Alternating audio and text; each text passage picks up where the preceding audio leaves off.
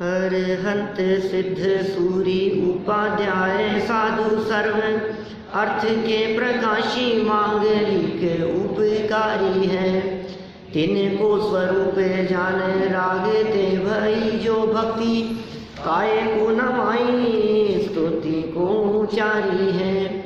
धन्य धन्य तीन ते काज सब आज भये कर जोड़े बारे बारे वंदना हमारी है। मंगल कल्याण सुख सो हम चाहते हैं हो मेरी ऐसी दशा जैसी तुम धारी है। हो मेरी ऐसी दशा जैसी तुम धारी है।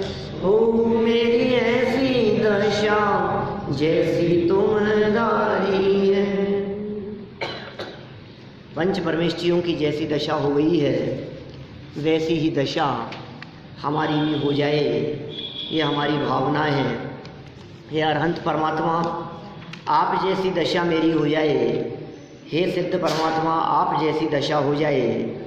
आचार्य उपाध्याय और साधुओं के सामने, मुनिराजों के सामने भी हम ये भावना बातें हैं कि हे मुनिराज, आप जैसी दशा मेरी हो जाए। लेकिन कैसे होगी ये बताओ। हो जाए तो रोज़ भावना बारे हो, आप रोज़ बोलते हो मेरी ऐसी दशा होगी, ऐसे ऐसे हो जाएगी बोलने से। तो उसकी जो विधि है उसका पहला चरण है आत्मानुभूति, और आत्मानुभूति की दिशा में जो चरण है वो है तत्व विचार। विचारों से अनुभूति होती है। अनुभव की दिशा में हम क्या करें आत्मा अनुभव करने के लिए, कहते तत्व विचार करो। विचार करोगे तो विचारों की श्रृंखला आगे बढ़ती हुई अनुभव तक पहुंचेगी। किसी भी चीज़ का अनुभव होने के लिए निर्विकल्प हुआ जाता है। कल भी बात की थी हमने। विकल्प होंगे तो अनुभव नहीं होगा, अनुभव होगा तो विकल्प टूट जाएंगे। हमने कहा इस चीज़ का स्वाद लेना है तो स्वाद लेने में आपको वो चीज़ का कुछ भी तरह की बात याद नहीं आनी चाहिए, सिर्फ स्वाद। दृष्टि हमारी स्वाद पर है और फील कर रहे हैं, इतना सा है। दृष्टि स्वभाव पर है, आत्मा पर है और स्वाद ले रहे हो आप। इतना सरल उपाय है, उसमें उलझने नहीं है। लेकिन हाँ, ये बात अवश्य है, सेट पहनने पर तो आप उसका आनंद ले रहे हैं, लेना ही चाहिए। लेकिन खरीदते समय विकल्प भी करना जरूरी है। अरे क्या विकल्प करते हो यार, जो है सो ले लो। अरे ऐसे थोड़ी ना होता है भाई साहब। आप जब दुकान पर खड़े हैं, जब उस चीज़ को खरीद रहे हैं, पसंद कर रहे हैं, तो डिजाइन भी देखी जाएगी, साइज भी देखी जाएगी, उसकी क्वालिटी भी देखी जाएगी, उसकी रेट भी देखी जाएगी, पहन करके भी देखा जाएगा अपने ऊपर सूट कर रहा है या नहीं कर रहा है, कैसा लग रहा है, वो सारी बातें आपको देखी जाएगी, देखी जानी चाहिए। सब विकल्प कि क्या बात कर रहे हो साहब, जब हमारे को फाइनली निर्विकल्प ही होना है तो फिर विकल्प करा ही क्यों रहे हो? नहीं, ये निर्विकल्प होने के लिए ही विकल्प चल रहे हैं। ये विकल्प इसलिए चल रहे हैं कि इन सारे विकल्पों के आधार पर जब हमने निर्णय किया तो निर्णय करके किसी फाइनल डिसीजन पर पहुंचे, और डिसीजन ले लेने के बाद अब हमारे को सारे विकल्प खत्म कर दिए हमने, अब कोई विकल्प नहीं है। जब निर्णय कर लिया ना, रेट वाइज भी देख लिया, क्वालिटी वाइज भी देख लिया, सारे जितने एंगल हो सकते थे सारे एंगल्स से हमने देख लिया, तो अब क्या करना है? अब विकल्प खत्म। तो इसका मतलब निर्विकल्प होने के लिए ये सारे विकल्प थे। अब कोई कहे कि साहब विकल्प तो चलते ही हैं हमारे और निर्विकल्प होना है, कि नहीं, जिस विषय में निर्विकल्प होना है उस विषय संबंधी विकल्प होने चाहिए पहले। समझ में आ रही है बात? और हमारे घर गृहस्थी बिजनेस संबंधी दुनिया भर के विकल्प चल रहे हैं और हमें सेट खरीदने संबंधी निर्विकल्प होना है। बोले उनसे ये निर्विकल्पता नहीं होगी। इस संबंधी विकल्प चले और फिर ये विकल्प टूटे तो इस संबंधी निर्विकल्पता होगी। आप समझ पा रहे हैं कि मैं क्या कहना चाह रहा हूं?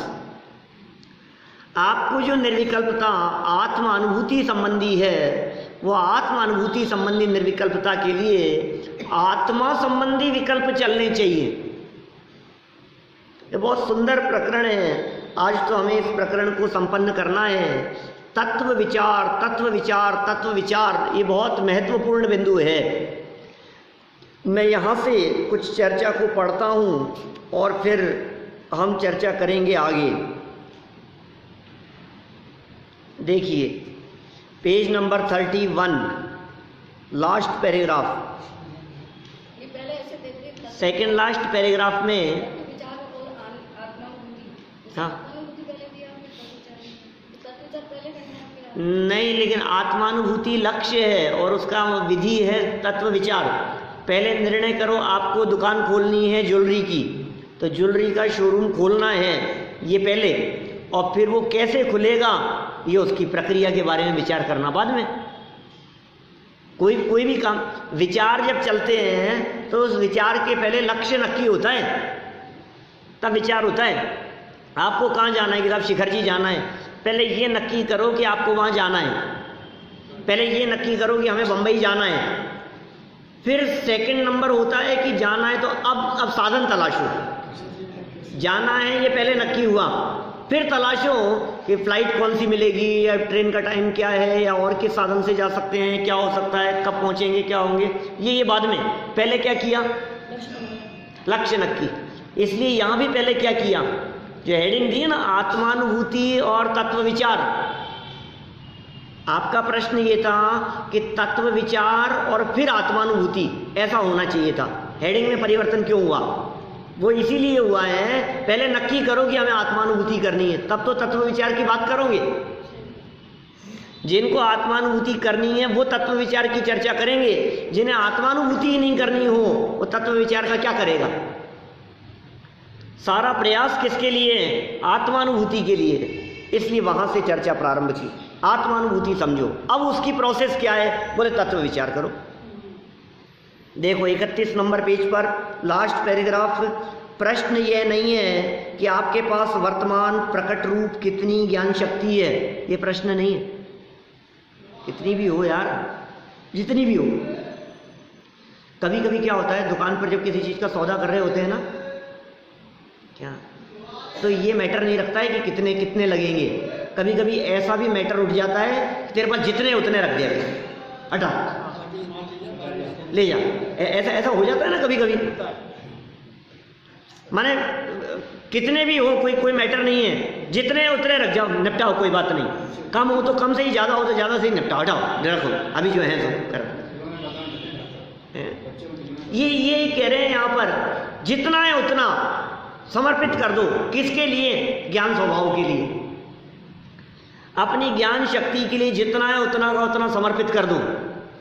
क्या देखो, एक एग्जाम्पल देते हैं डॉक्टर साहब इस संबंध में। एक बच्चे का उदाहरण देते हैं। एक बच्चा दुकान पर जाकर के खड़ा हुआ, कुछ खुले पैसे थे जेब में, और किसी कोई खिलौना उसे पसंद आ गया। बहुत भोला भाला सीधा सा बच्चा था। तो उसने पूछा, ये अंकल ये खिलौना चाहिए, कितने का है? तो अंकल ने कहा, तेरे पास कितने हैं? वो बहुत गौर से देख रहा था, वो माने उसकी बहुत इच्छा थी उस चीज़ को लेने की, छोटा सा बच्चा था क्या। तो उसके दुकानदार ने ये कहा कि कितने तेरे पास में पैसे? तो जितने भी थे उसने जो भी थे सामने रख दिए, या नहीं बतलाया कि आप बताओ कितने का है। तो दुकानदार ने कहा कि भाई तो 40 रुपये का है, समझ लो। ओ मेरे पास तो 40 तो नहीं है, ऐसा वो बोला। क्या जेब में से उसने सारे पैसे निकाले, 40 तो नहीं है। दुकान ने, कितने तेरे पास में? क्या ये मेरे पास तो 20, दे दे, सब दे दे। तो उसने तुरंत जितने थे सारे निकाल करके उसने दे दिए। जितने थे सारे के सारे दे दिए उसने। गिनना भी नहीं जानता हो, कदाचित ऐसा भी हो सकता है बच्चे, वो कह रहा है मेरे को तो ये खिलौना चाहिए और ये पैसे हैं। इतना छोटा भी बच्चा कोई हो सकता है जो ये भी नहीं समझता हो कि कितने का आता है, कितने पैसे होते हैं, पैसे की क्या कीमत है, मुझे ये चाहिए, लो पैसे।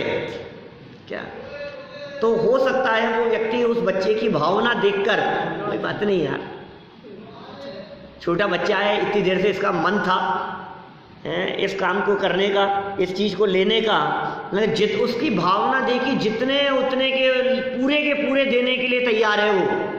माने उसकी जो भावना है, मुझे ये लेने के लिए चाहे अपनी पूरे के पूरे पैसे खाली करने पड़े, जेब खाली करनी पड़े, इस कीमत पर भी मेरे को ये चाहिए।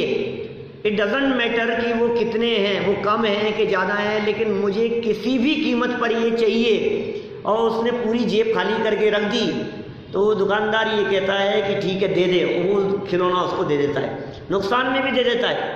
आपको नहीं देगा 40 रुपये की चीज़ 25 रुपये में।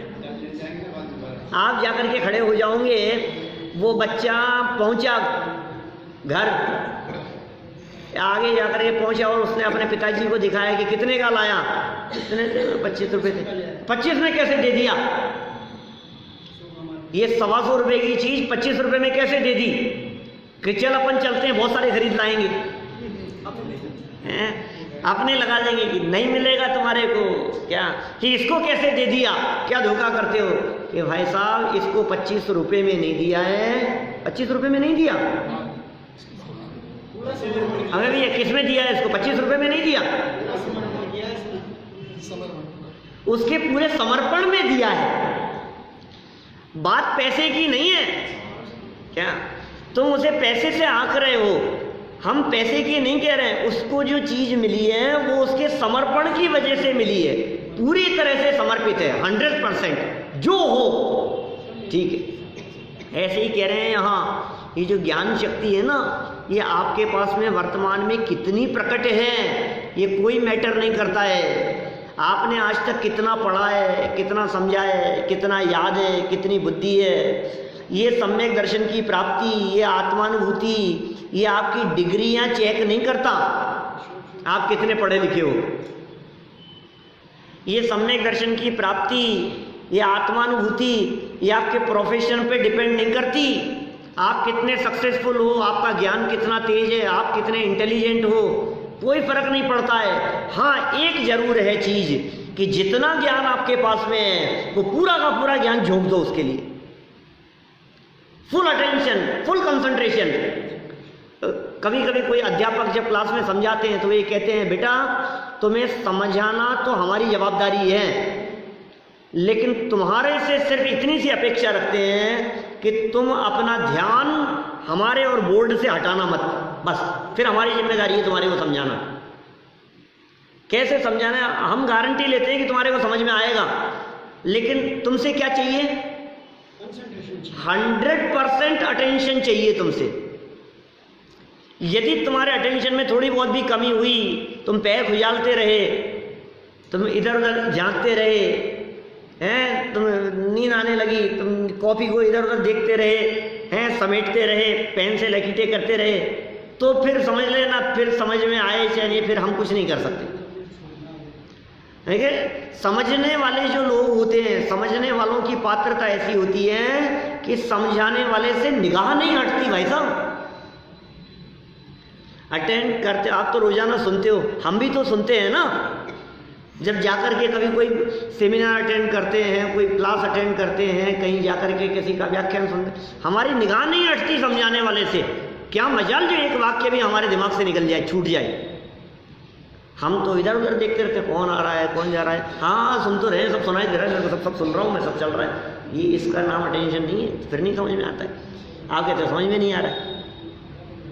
आत्मानुभूति के लिए देखो क्या कह रहे हैं यहाँ। प्रश्न ये नहीं है कि आपके पास वर्तमान प्रकट रूप कितनी ज्ञान शक्ति है, ये प्रश्न नहीं है। प्रश्न यह है कि क्या आप उसे पूर्णतः आत्म केंद्रित कर सकते हैं। प्रश्न ये नहीं है कि आपके पास पैसे कितने, प्रश्न ये है कि क्या आप पूरा का पूरा दे सकते हैं। इसके अलावा कुछ नहीं चाहिए, आपको बचाना नहीं है कि नहीं, थोड़ी बहुत ज्ञान तो दूसरे काम के लिए, बिजनेस में भी थोड़ा सा लगाना ही पड़ेगा ज्ञान के उधर भी, तो कुछ नहीं, पूर्णतः लगाने की बात है। तो ऐसा कह सकते हैं नॉलेज नहीं चाहिए, राग का त्याग चाहिए। हाँ, नॉलेज नहीं चाहिए, राग का त्याग मत कहो उसको, नॉलेज नहीं चाहिए, समर्पण चाहिए। नॉलेज ज़्यादा हो या कम हो उससे फर्क नहीं पड़ता है, वो नॉलेज सही डायरेक्शन में चाहिए। ज्ञान तो बहुत था, कलाम साहब की नॉलेज कम नहीं थी, आज यदि आज के युवाओं के हृदय में जो अब्दुल कलाम साहब के प्रति जो सम्मान है, वास्तव में वो व्यक्ति जो थे वो अलग ही व्यक्तित्व थे। कितना ज्ञान, क्या साइंटिस्ट थे, उनकी नॉलेज, उनकी स्पीच, उनका बोलने का तरीका, हर चीज़। ऐसे बहुत बड़े बड़े बहुत सारे लोग हो सकते हैं इस तरह के, अच्छे बड़े बड़े साइंटिस्ट हो सकते हैं, डॉक्टर्स हो सकते हैं, इंजीनियर्स हो सकते हैं, प्रोफेसर, हर फील्ड के अंदर एक से एक ब्रिलियंट माइंडेड लोग मिलेंगे। लेकिन इतना माइंड होते हुए भी क्या आत्मानुभव है कि नहीं, उनकी नॉलेज अपने फील्ड में है, यदि वो इस फील्ड में आकर के देखते हैं तो वो जीरो हैं। एक बहुत बड़े इंजीनियर हैं और उन बहुत बड़े इंजीनियर से कहा कि यार मेरे बुखार हो रहा है, कौन सी दवाई लूँ मैं? क्या है यार, ये मेरा फील्ड नहीं है। इतने बड़े इंजीनियर हो आप और इतनी सी एक बुखार की दवाई नहीं बता सकते हो? अरे यार, अलग अलग फील्ड है, क्या लेना देना है उस फील्ड से, इसका कुछ लेना देना नहीं है। ऐसे ही हम कह रहे हैं, आपकी नॉलेज, आपका ज्ञान का क्षेत्रक्षम, आपके ज्ञान का विकास कितना हो किसी भी फील्ड में, उससे कोई मतलब नहीं है। तो क्या कह रहे हैं यहाँ, जितना था वो पूरा का पूरा आत्मा के लिए था कि नहीं था, वस्तु स्वरूप को समझने के लिए था कि नहीं था, तो काम होगा। स्वानुभूति के लिए स्वस्थ मस्तिष्क व्यक्ति को जितना ज्ञान प्राप्त है वह पर्याप्त है। क्या आर्यम, क्या कह रहे हैं? जितना ज्ञान तुम्हारे को प्राप्त है वो पर्याप्त है। क्या प्राप्त और पर्याप्त अंतर समझ में आ रहा है? बच्चों को समझ में आती है बात? जितना प्राप्त है वो पर्याप्त है। अब इस चीज़ को और जगह पर लगाओ। कमाने के लिए जो भाग दौड़ कर रहे हो, एक बार गहराई से विचार करना, जितना तुम्हारे पास में प्राप्त है क्या वो पर्याप्त नहीं है? जो प्राप्त है वो पर्याप्त नहीं है। देखो, 7 पीढ़ी और 70 पीढ़ी तक के लिए कमा करके छोड़ के जाने की सोचो तो फिर उसका तो कोई अंत नहीं। बात तो अपनी करो कि आप यदि रोजाना सुबह शाम खीर मलाई खाओ, रबड़ी मक्खन बड़े, खीर मक्खन बड़े, मालपुए खाओ आप, तो मैं आपसे पूछता हूं, आपकी लाइफ में कमी आने वाली है क्या? भोगों का तो अंत नहीं है।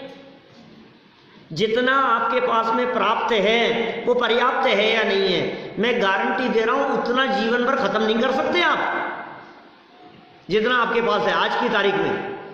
आपकी लाइफ की बात कर रहा हूं। रही बात, आप ये सोचते हो कि बच्चों के लिए, तो वो बच्चों को जरूरत भी नहीं है तुम्हारी, और तुम जितना छोड़ जाओगे जो कुछ भी होगा तो ठीक है। और वो भी क्या करेंगे? हर व्यक्ति अपने बच्चों के लिए छोड़ के जाना चाहता है। आपके पिताजी जीवन भर इसलिए सोचते रहे कि बच्चे के लिए, आप इसलिए सोचते रहे कि अपने बच्चे के लिए। वो जीवन भर जब कमाना शुरू करेंगे और जब से कमाएंगे तो क्या सोचेंगे? अपने बच्चों के लिए। ये क्या क्या चल रहा है? ये सब ये चल क्या रहा है? हम तुम्हारे लिए पूछते हैं, अभी उनके बच्चों का क्या होगा पता नहीं हमारे को। हम ये पूछते हैं, अभी आप, आपकी वाइफ, आपके बच्चे जो अभी हैं, मौजूद हैं, उनकी लाइफ में कमी न आए, इतना आपके पास में पर्याप्त यदि है तो हम ये कहते हैं आपको आगे के बारे में सोचने की जरूरत नहीं है, और आज समस्त काम छोड़ करके मोक्ष मार्ग में लग जाने की जरूरत है। बोलो, हैं तैयार आप इसके लिए? है आपका समर्पण इसके लिए?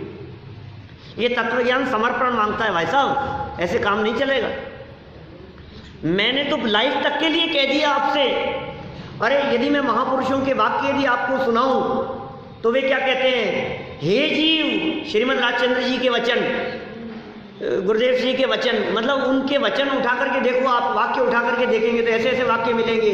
हे जीव, यदि तेरे पास में शाम के भोजन की व्यवस्था है क्या, तो तुझे दूसरा विकल्प करने की जरूरत नहीं है आजीविका के संबंध में। कल रोटी मेरे को मिलेगी या नहीं मिलेगी, इस संबंध में यदि तू विकल्प करता है तो मूर्ख है, तेरे से बड़ा मूर्ख कोई दूसरा व्यक्ति नहीं। कल की रोटी के बारे में विकल्प कर रहा है। किसने देखा कल? शाम की भोजन की व्यवस्था है ना तेरे पास में, तो अपना उपयोग इधर लगा, उपयोग इधर लगा। आपकी बुद्धि, आपका समर्पण इसके प्रति होना चाहिए। अरे शांति के लिए होना चाहिए कि नहीं? रोटी भी मिलेगी। आपको अपने पुण्य पे भरोसा नहीं है?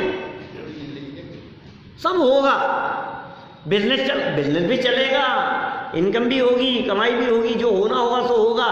बात ये है कि आप अपने उपयोग को कहाँ लगा रहे हो। ये कह रहे हैं अपना जो ज्ञान है, जितना ज्ञान प्राप्त है, ये कह रहे हैं वो पर्याप्त है। तुम रोज घी में नहाओ ना तो खत्म नहीं हो भैया। क्या आपके लिए तो कह सकता हूं क्या आपको बताए कि नहीं बताए, अलग मैटर है। लेकिन स्थिति ऐसी है। अब फिर भी शाम को समय से क्यों नहीं आते? स्वाध्याय भी दुकान का टाइम रहता है, थोड़ा सा इतना टाइम तो हो ही जाता है। अब क्या करें, वो सब समेटना पड़ता है, निपटाना पड़ता है। क्या करोगे, क्या करना है? जब हम ये वाक्य जानते हैं, जब हमारी जबान से ये वाक्य निकलता है, हमेशा सबके वाक्य, मैं कोई अलग हटके बात नहीं कर रहा हूं, सब जानते हैं इस बात को। कल किसने देखा, कल का क्या भरोसा, कल मेरी लाइफ होगी कि नहीं होगी, कल जिंदगी रहेगी कि नहीं रहेगी। आज यदि मेरा जीवन पूरा हो जाएगा तो क्या होगा? तो जो जितना लाखों करोड़ों, जिसके पास जितना भी है, किसी के पास 5 लाख, किसी के पास 25 लाख, किसी के पास 50 लाख, किसी के पास 5 करोड़, किसी के पास 25 करोड़ और 500 करोड़, जितना भी है, क्या यदि आज मेरा जीवन पूरा होता है साहब, चावड़ा जी साहब, आज यदि लाइफ पूरी हो जाती है, आपकी नहीं कह रहा, मेरी हो जाती है मान लो, तो मेरे को ये बात बताओ कि यदि मेरी ये लाइफ पूरी हो गई तो जो जिससे जितना लेना देना है जाए सब एज इट इज पड़ा रहेगा ना। अब काय के लिए मरे जा रहा है, तो ये नहीं समझ में आ रहा है। मैं आश्चर्य तब होता है जब हम सुनते समझते हुए बार बार में आते काय विकल्प कर रहे हो यार, क्यों दिमाग लगा रहे हो, मेरे को समझ में नहीं आ रहा है। शाम को मेरी लाइफ पूरी होने वाली है, बोलो 10:10 पर। अब मुझे क्या करना है? कल की आजीविका के बारे में सोचना है, बिजनेस के बारे में सोचना है। इसको पता ही नहीं है इसका डीजल पेट्रोल कब खत्म होना है। रिजर्व में चल रही है गाड़ी। अभी रोड क्रॉस करते समय, यहाँ से जौहरी बाजार से निकलते समय एकदम झटका लग गया, खत्म। लो ये क्या हो गया? ऐसे ही तो मरते हैं लोग। रोजाना अखबार भरे पड़े देखते हैं अपन कि नहीं वो तो उनकी बात है, वो मर गए, अपन थोड़ी मरेंगे। वो तो उनकी बात है, वो तो बहुत मरते हैं। उनका बच्चा मर गया, उनका ये हो गया। अरे भाई साहब, ये अर्थ नहीं, ये तत्व दो आप बच्चों को, ये संस्कार दो बच्चों को। वो काम नहीं आएगा, सही कह रहा हूं मैं। क्या वो 10-15 साल के बच्चे मरते नहीं है क्या? पड़ोस में, आस पड़ोस में मरते हुए नहीं दिखते हैं क्या? हम आपकी उम्र के दोस्तों को तो मरते हुए देखा ही होगा। आर्यव का दोस्त मर गया था 1.5 साल पहले, सोचो आप, कल्पना करो। उस उम्र का बच्चा, उसका दोस्त रोज खेलता था और एकदम खबर लगी ये मर गया। ये क्या हुआ? करंट लगा और मर गया। रोज देखते हैं अपन, उनका बच्चा मर गया, इनका बच्चा मर गया, इनकी बच्ची मर गई, इनका ये क्या कर रहे हो यार आप? बच्चे तो मर सकते हैं लेकिन हम तो बड़े हैं, हम थोड़ी ना मरेंगे। वाह वाह, क्या बात है भाई, क्या बात कर रहे हो आप? तो आपका समर्पण किसकी तरफ है? अब मैं ये कह रहा हूं, पीसफुल लाइफ चाहिए या नहीं? आप पैसे की तरफ जो दौड़ है, जो भाग दौड़ है, जो बिजनेस की तरफ है, वो भी आखिर है किसके लिए? फाइनली तो शांति चाहिए ना। फाइनली पहुंचना तो उसी दिशा में ना, वहीं तक पहुंचना है ना। अब हम ये कह रहे हैं कि वो शांति आत्मानुभूति के बिना नहीं मिलती, वो शांति तत्व विचार से मिलती है। उस शांति के लिए आपको तत्व विचार करना पड़ेगा। ये जो मैंने 2-5 मिनट का जो चक्कर घुमा दिया ना, आपको प्राप्त है वो पर्याप्त है वाला, क्या ये इसलिए कि हमारी दिशा उधर दौड़ती है। सबकी बात कर रहा हूं, एक व्यक्ति जितने यहां बैठे हुए हैं, पर्टिकुलर किसी व्यक्ति की बात नहीं है, सबकी हालत ऐसी है, सबको चाहिए। जितने बैठे हैं कि अंदर मैं भी तो बैठा हूं ना, क्या मैं कोई अलग नहीं हूं? लेकिन जो एक मुंह से आप लोगों को कह रहा हूं तो 2 कान से सुन भी रहा हूं ना। उपदेश दूसरों के लिए नहीं, अपने आप के लिए भी तो उपदेश है कि नहीं है साहब? जो बात यहां बैठ करके कही जा रही है, वो बात क्या आप लोगों के लिए कही जा रही है? क्या वो बात मेरे ऊपर लागू नहीं होती है? क्या मैं शामिल नहीं हूं उसमें? तो हम क्यों नहीं सोचते हैं? मैं अपने आप को सोचने के लिए कहता हूं, मैं क्यों नहीं सोचता हूं? मैं सोचता भी हूं, ऐसी बात नहीं है कि मैं नहीं सोचता हूं। मैं सोचता हूं तभी तो बोलता हूं। मैं सोचता हूँ, मुझे सब दिखता है, मेरे को सब दिख रहा है, फ्यूचर दिखता है मेरे को। मैंने एक आध बार शायद पहले भी कही थी ऐसी बात। दिखता है, फिर कुछ समय बाद में वो वैसा हो भी जाता है, मतलब वो ऐसा दिखता है। क्या आपको आपका ही दिखता है कि औरों का भी दिखता है?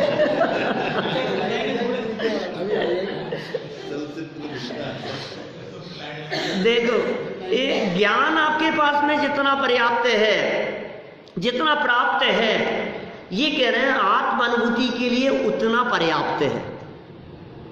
ज्ञान आपके पास में जितना प्राप्त है उतना पर्याप्त है, पर प्रकट ज्ञान का आत्म स्वभाव के प्रति सर्वस्व समर्पण, चौथी लाइन है इस पैराग्राफ की, आत्म स्वभाव के प्रति सर्वस्व समर्पण एक अनिवार्य तत्व है। यह अनिवार्य तत्व है भाई साहब।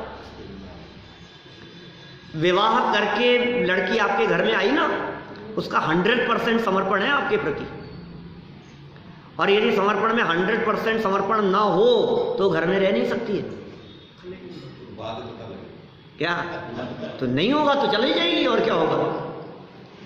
100% समर्पण चाहिए। ये जो कर रहे हैं सो ठीक है, ओके, मतलब यही समर्पण है। आपका समर्पण किसके प्रति है? अपने गायक के प्रति है कि नहीं? 100% समर्पण चाहिए यहाँ, ये शर्त है उसकी, ये कंपलसरी शर्त है, जिसके बिना आत्मानुभूति प्राप्त नहीं की जा सकती। यदि प्रयोजनभूत तत्वों का विकल्पात्मक सच्चा निर्णय हो गया, क्या बहुत मार्मिक बात कह रहे हैं यहाँ, यदि प्रयोजनभूत तत्वों का, प्रयोजनभूत तत्व क्या होते हैं भाई साहब? ये यार मेरा मन है इसको खत्म करने का, मेरे को तो घड़ी दिखने लग जाती है, आधा घंटा होने को आया, करेंगे इसको पूरा, देखो अभी करेंगे, थोड़ा फास्ट पढ़ लेंगे। सुनना, मार्मिक बात है। प्रयोजनभूत तत्वों का, ये प्रयोजनभूत तत्व क्या होते हैं? वापस जाओ वितरक विज्ञान पाठमालाओं में, प्रयोजनभूत क्या है? लक्ष्य, जो हमारा प्रयोजन है, जो उद्देश्य है। प्रयोजनभूत तत्व, उसके प्रति रास्ता, तत्व जीव अजीव आश्रव बंध संवर निर्जरा, ये तत्व है ना, 7 तत्व के नाम। दीपे जी 7 तत्व के नाम, जीव आश्रम बंध संवर निर्जरा मोक्ष, है ना, ये 7 तत्व हैं। जीव पुद्गल धर्म अधर्म आकाश काल, वो 6 द्रव्य हैं। जीव पुद्गल धर्म धर्म आकाश काल, वो 6 द्रव्य थे। और जीव अजीव, अजीव लगने के बाद में फिर आगे आश्रव बढ़ना चाहिए। जीव अजीव आश्रव बंध संवर निर्जरा मोक्ष, ये सब क्या है? तत्व, ये प्रयोजनभूत तत्व हैं। ये कह रहे हैं इन तत्वों का विकल्पात्मक सच्चा निर्णय हो गया हो, यदि विकल्पात्मक सच्चा निर्णय हो गया हो तो अप्रयोजनभूत बहिर्लक्षी ज्ञान की हीनाधिकता से कोई अंतर नहीं पड़ता, पर एक निष्ठता अति आवश्यक है, आत्मनिष्ठता अति आवश्यक है। क्या कह रहे हैं? देखो, आप बाहर से कोई फर्क नहीं पड़ता। क्या किससे फर्क पड़ता है? आपको आत्मा की पहचान है या नहीं है, आपको जीव अजीव की पहचान है या नहीं है। क्या 7 तत्व है ना, उन 7 तत्वों की सही समझ है या नहीं है, उससे तो फर्क पड़ेगा।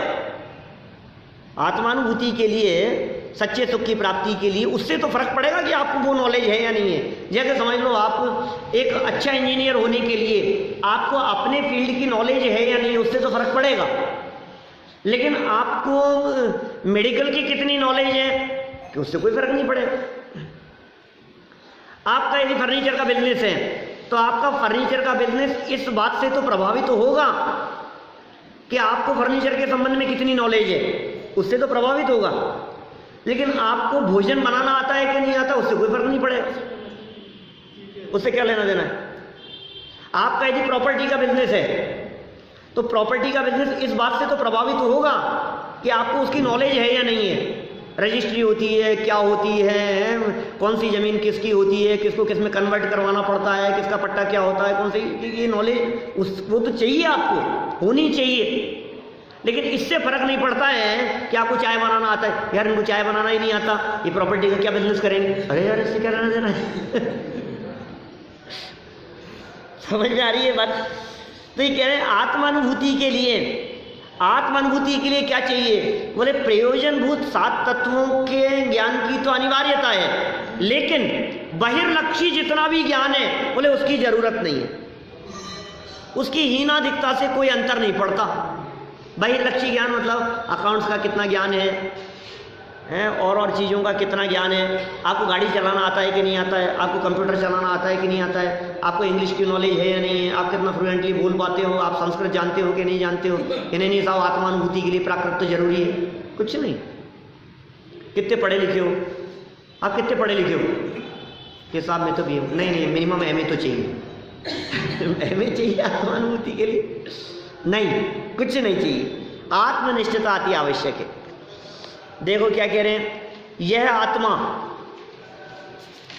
आत्मा अपनी भूल से पर्याय में चाहे जितना उन्मार्गी बने, पर्याय में, पर आत्म स्वभाव उसे कभी भी छोड़ नहीं देता। मतलब कहने का मतलब ये है, आप पर्याय में कितनी भी उठापटक हो रही हो, राग द्वेष हो रहा हो, विकल्प चल रहे हो, जो भी हो, स्वभाव छोड़ नहीं देगा। स्वभाव तो रहेगा आपके पास। अनादिकाल से आज तक आपने अपने आत्मा को न देखा, न जाना, न पहचान किया, न परिचय किया, तो भी आत्मा तो भरा पूरा है, तो भी भरा पूरा है। आपको आपकी संपत्ति का, प्रॉपर्टी का यदि पता नहीं हो, जो आपके पिताजी आपके नाम कर गए थे, आपको पता नहीं है, तो उससे क्या फर्क पड़ता है तो आपके नाम। पता लगेगा तो आनंद का उपभोग करेगा, पता नहीं है तो दुखी होता रहेगा। लेकिन प्रॉपर्टी तो है ना, झगड़ा तो पता लगने और नहीं लगने का है। जितना झमेला है, जितनी प्रॉब्लम है, वो सारी की सारी प्रॉब्लम तो सिर्फ इसी भरोसे पर है ना कि पता नहीं है। आप इस भरोसे पर दुखी हो रहे हो, अरे क्या होगा, इनका क्या हुआ, ये तो कुछ कमाते नहीं है, इनके पास तो कुछ नहीं है, इनका तो ये खाली हो गया है, इनके पास तो पैसे ही नहीं है, घर में पैसे नहीं है, बैंक में पैसे नहीं है, इनका ये क्या होगा पता नहीं। अब क्या करें? विवाद सिर्फ इसी वजह से है कि आपको पता नहीं है। अब अभी यदि आपको पता लग जाए, अरे इतना है, ये क्या हुआ? आत्मा दुखी क्यों है? इसे आत्मा की खबर नहीं है, इसलिए दुखी है। अब सारे जगत में क्या हो, आत्मा दुखी क्यों है ये बताओ मेरे को। कि दुखी इस वजह से है कि इसे अपने आप की खबर नहीं है। जैसे ही पता लग गया कि आत्मा में ज्ञान, दर्शन, सुख, वीर्य आदि अनंत गुण मौजूद हैं, अनंत शक्तियों का समुदाय है, अंदर में बैठा हुआ इस देह रूपी देवालय में बैठा हुआ एक तत्व है, उसकी खबर लग गई, तो ये जो आनंद आता है, अतीन्द्रिय आनंद, ये कुछ अभूतपूर्व होता है कि साहब वो भरना तो पड़ेगा। आत्मा भरा है, वो आनंद भरा है, वो गुण धर्म शक्तियां अंदर में मौजूद हैं। उन्हें देखने के लिए कहीं जाने की जरूरत नहीं है, किसी से मांगने की जरूरत नहीं है, किसी के पास में भिखारी बन के जाने की जरूरत नहीं है। कल परसों कही थी मैंने, भक्तामर स्तोत्र की चर्चा करते समय शाम को परसों किया था, तो स्पष्ट शब्दों में कही मैंने ये बात। मैंने कहा ये भक्तामर स्तोत्र ये भक्त की भावना है, भिखारियों की नहीं। भक्त की भावना है कि भिखारी की? तो हम भक्त बन करके भक्ति करेंगे, भिखारी बन के करें, सीधी सी बात। लेकिन मुझे दिखता है सारे जगत में लोग कैसे भिखारी बन के करते हैं। हमसे ये मिल जाए, इनसे ये मिल जाए, हे भगवान इससे ये कामना पूरी हो जाए, इससे ये हो जाए। क्या कर रहे हो तुम? भक्त हो कि भिखारी हो? ये क्या कह रहे हैं यहाँ पर? सब छोड़ करके आत्म केंद्रित हो जाए उपयोग। स्वभाव कभी नहीं छोड़ता, वो भरा पूरा है अंदर में। किंतु जब तक यह आत्मा अपनी दृष्टि को समस्त पर पदार्थों से हटाकर, खुद ही अपनी दृष्टि को समस्त पर पदार्थों से हटाकर आत्मनिष्ठ नहीं हो जाता, तब तक आत्म स्वभाव की सच्ची अनुभूति भी प्राप्त नहीं हो सकती। इसलिए आत्म स्वभाव की सच्ची अनुभूति के लिए उपयोग को सबसे हटाओ और उपयोग को इसमें लगाओ। ये काम करना है। देखो आगे क्या कहते हैं, आत्मानुभूति प्राप्त करने के लिए बाह्य साधनों की रंच मात्र भी अपेक्षा नहीं है। क्या गजब बात कह रहे हैं। आत्मानुभूति के लिए कुछ नहीं चाहिए, आत्मानुभूति के लिए कोई किताब नहीं चाहिए, आत्मानुभूति के लिए माला नहीं चाहिए, आत्मानुभूति के लिए कोई मंत्र नहीं चाहिए, कुछ नहीं चाहिए। तो क्या चाहिए, कुछ तो बताओ। कुछ भी नहीं बताया क्या इन्होंने? विचार चाहिए पहले, तत्व विचार। मेरे को ध्यान आ रही है वो पंक्तियां, आपको याद होंगी, होनी चाहिए। पेज नंबर 260, मोक्ष मार्ग प्रकाशक, यहीं बैठ करके लिखा इन्होंने, जिनका नाम लिखा है 250 साल पहले, उस ग्रंथ के पेज नंबर 260 पर लिखा है उन्होंने, देखो तत्व विचार की महिमा। याद आ गई? देखो तत्व विचार की महिमा। तत्व विचार से रहित, जिसको तत्व विचार नहीं है, बातें क्या क्या लिखी है, ध्यान देना। देखो तत्व विचार की महिमा। तत्व विचार से रहित देवादिक की प्रतीति करे, बहुत शास्त्रों का अभ्यास करे, व्रतादिक पाले, तपश्चरणादिक करे। कौन? तत्व विचार से रहित। देखो तत्व विचार की महिमा। तत्व विचार से रहित देवादिक की प्रतीति करे, बहुत शास्त्रों का अभ्यास करे, व्रतादिक पाले, तपश्चरणादिक करें, उसको तो सम्यक्त्व होने का अधिकार नहीं है। और तत्व विचार वाला इनके बिना भी सम्यक्त्व का अधिकारी होता है। देखो तत्व विचार की महिमा। क्या क्या कह दिया भाई साहब, बहुत बड़ी बात कह दी। बहुत शास्त्रों का अभ्यास करे, कर ले, कुछ नहीं होगा, विचार जरूरी है। कितने शास्त्र पढ़ लिए साहब, कितने शास्त्र पढ़ लिए साहब, रोज पढ़ते हैं साहब, इतने इतने शास्त्र पढ़ लिए हमने, कुछ नहीं होगा, पढ़ ले। विचार किया कि नहीं? विचार की बहुत बड़ी पावर है भाई साहब। विचार नहीं किया तो काम नहीं होगा। बिना विचारे जो करे सो पीछे पछताए, काम बिगाड़े आपनो जग में होत हंसाए। विचार की कीमत है कि विचार नहीं करो तो काम नहीं चलेगा। लेकिन एक बात ध्यान रखना, विचार ही करते रहो तो भी काम नहीं होगा। क्या भोजन के बारे में विचार ही नहीं आया तो पेट भर जाएगा क्या? सबसे भोजन यदि आपको करना है तो पहले विचार तो बनाना पड़ेगा ना कि हाँ यार भोजन करना है। विचार जरूरी है, बिना विचार के काम नहीं चलेगा। लेकिन सेकंड वाक्य क्या कह दिया कि भोजन सामने आ गया, अब क्या करना कि विचार ही करता रहेगा तो भी पेट नहीं भरेगा। तो भोजन करने के लिए दो चीजें जरूरी है। भोजन ही क्यों, दुनिया के किसी भी काम को करने के लिए दो चीजें जरूरी है। पहली चीज विचार और दूसरी चीज विचार छोड़ करके काम।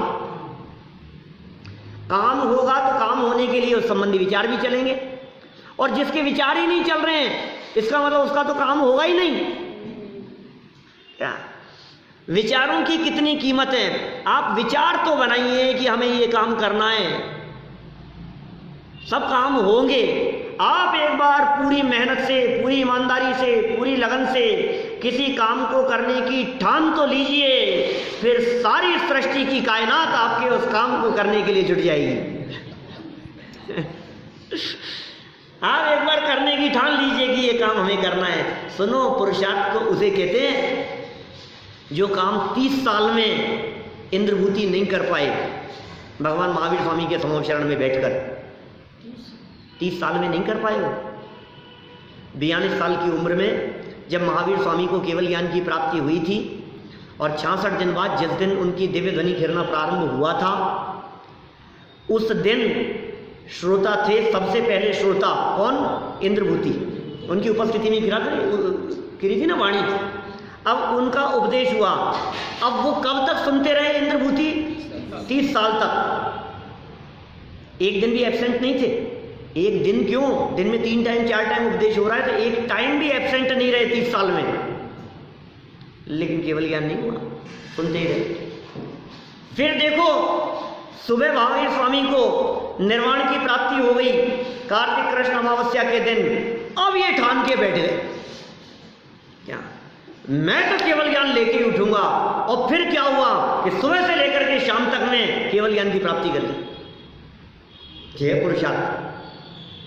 जो काम 30 साल से हाँ सुन रहे, रूटीन चल रहा है, रोजाना चल रहा है, बोल रहे नहीं नहीं नहीं, आप ठान लो कि ये काम करना है। आपने यदि ये ठान लिया कि आत्मानुभूति करनी है तो क्या मजाल जो आत्मानुभूति नहीं हुए। आत्मानुभूति के लिए क्या चाहिए जो आपके पास में नहीं है? सब कुछ तो है, सब कुछ तो है। ऐसा क्या है जो कमी है आपके पास में? एक कमी जरूर हो सकती थी, 8 साल से कम उम्र होती तो नहीं हो सकता था, लेकिन 8 से कम उम्र वाला तो कोई नहीं है यहाँ पे। 8 से कम उम्र वाला तो कोई नहीं, बोलो सबको हो सकता है। 8 साल के बच्चे को हो सकता है। आपके चिंता क्यों नहीं माथे पे दिखाई देती है? माथे पे सल क्यों नहीं दिखाई देते हैं? जो काम 8 साल का बच्चा कर सकता है वो 60 पार हो गए, अब भी नहीं हो रहा है। ये चिंता क्यों नहीं दिख रही है? बोलो। बच्चों को देख देख करके तो चिंता हो जाती है, अरे यार इतना बड़ा हो गया, इसको घड़ी देखना नहीं आता। कितने साल का हो गया ये? 12-13 साल का, घड़ी देखना नहीं आता अभी तक। क्या बात कर रहे हो कि क्यों घड़ी देखना आने की उम्र क्या होती है? ये भी चलता नहीं है। ये कितने साल का हो गया? 2 साल का हो गया, अभी तक चलता ही नहीं है। आपको टेंशन होने लग जाती है कि नहीं? 2-3 साल का हो गया, बोलता ही नहीं है अभी तक भी, तो आपको क्या लगता है? बहुत घबराहट होती है, क्या होगा? अब ऐसे वीतरागी संत कुंद कुंदाचार्य जैसे और तीर्थंकर परमात्मा जैसे वो जब हमें देखते हैं तो यार इनका क्या होगा? 8 साल में बच्चे सम्यक दर्शन ले लेते हैं, 8 साल में दीक्षा ले लेते हैं, 11 साल में दीक्षा ले लेते हैं, कि क्या होगा इसका? इसे दीक्षा का विकल्प नहीं आता, इसे सम्यक दर्शन का विकल्प नहीं आता, इसे आत्मानुभूति का विकल्प नहीं आता, इसे संसार शरीर भोगों से विरक्ति का भाव नहीं आता। क्या होगा इसका? बोलो। 15 साल का हो गया, साइकिल चलाना नहीं आता। ऐसा लगता है इतना बड़ा हो गया, 20-22 साल का हो गया, अभी स्कूटी नहीं चला सकता। अरे यार क्या कर रहे हो आप? 2 व्हीलर चलाना नहीं आता इसको। आज के जमाने में 25 साल का लड़का और वो कहे कि मेरे को कंप्यूटर चलाना नहीं आता, तो आप कहोगे भाई साहब, आज के जमाने में 22-25 साल का लड़का है कि मैं तो कंप्यूटर नहीं जानता, तो यार ये तो शर्मनाक बात है। तो हम ये कह रहे हैं आत्मानुभूति के लिए क्या चाहिए? तत्व विचार बहुत महत्व रखता है। और तत्व विचार देखो, एक बार इसको पूरा पढ़ता हूँ, समय तो हो गया है, अभी करते हैं पूरा। फिर महत्वपूर्ण बात कुछ और करनी है मुझे। आत्मानुभूति प्राप्त करने के लिए बाह्य साधनों की रंच मात्र भी अपेक्षा नहीं है। जैसे लोक में अपनी वस्तु के उपयोग के लिए पैसा खर्च नहीं करना पड़ता है। आपकी वस्तु है, आपको उपयोग करनी है, क्या खर्च करना पड़ेगा? कुछ नहीं, काम में लो। उसी प्रकार आत्मानुभूति के लिए बाह्य साधनों की आवश्यकता नहीं है, क्योंकि स्वयं के द्वारा ही तो अनुभूति करना है। आंखों की जरूरत भी नहीं है कि साहब कान खराब हो गए अब तो आत्मानुभव नहीं होगा। क्या बात कर रहे हैं कि आंखों से दिखना कम हो गया वो आत्मानुभव नहीं होगा? अरे आंख और कान की पराधीनता नहीं है आत्मानुभव के लिए, रंच मात्र परतंत्रता नहीं है। टीवी देखना हो तो आंखें सही चाहिए, गाने सुनना हो, भजन सुनना हो, उपदेश सुनना हो, व्याख्यान सुनना हो तो कान सही चाहिए, लेकिन आत्मा का अनुभव करना हो तो ये भी नहीं चाहिए। इसमें पर की अपेक्षा क्यों हो? आत्मानुभूति में पर के सहयोग का विकल्प बाधक ही है, साधक नहीं। आत्मानुभूति के काल में पर संबंधी विकल्प मात्र आत्मानुभूति की एक रास्ता को छिन्न भिन्न किए बिना नहीं रहता है। अतः यह निश्चित है कि जो साधक अपनी साधना में पर के सहयोग की आकांक्षा से व्यग्र रहता है उसके पल्ले मात्र व्यग्रता ही पड़ती है, उसे साध्य की सिद्धि प्राप्त नहीं हो सकती। अतः आत्मानुभव के अभिलाषी मुमुक्षुओं को पर के सहयोग की कल्पना में आकुलित नहीं रहना चाहिए।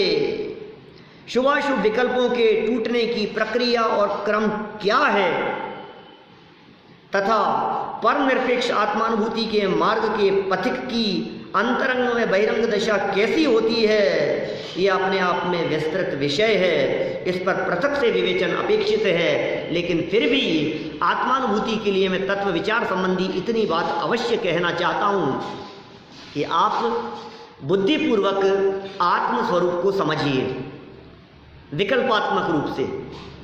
वो तत्व विचार है, विकल्पात्मक रूप से आप शास्त्रों को बेस बनाकर उपदेशदाताओं के आधार से आप उस आत्मा के स्वरूप को, वो कैसा है, उसके कौन से गुण हैं, कौन से धर्म हैं, कौन सी शक्तियाँ हैं, कौन सी क्वालिटीज़ हैं, क्या है, कैसी पर्यायें हैं, कैसा जो भी उसका अनादि अनंत है, गुणों का गोडाउन है, शक्तियों का संग्रहालय है, ज्ञान का घनपिंड है, ज्ञान दर्शन सुख वीर्य चारित्र आदि से संपन्न है, अनादि अनंत है, अमूर्तिक प्रदेशों का पुंज है, चरम चक्षुओं से दिखाई देने वाला नहीं है, उसे कोई मार नहीं सकता। एक बार गहराई से उसके स्वरूप को शास्त्रों के आधार से या उपदेशदाताओं के माध्यम से, उनके सहयोग से उस स्वरूप को बहुत गहराई से समझो।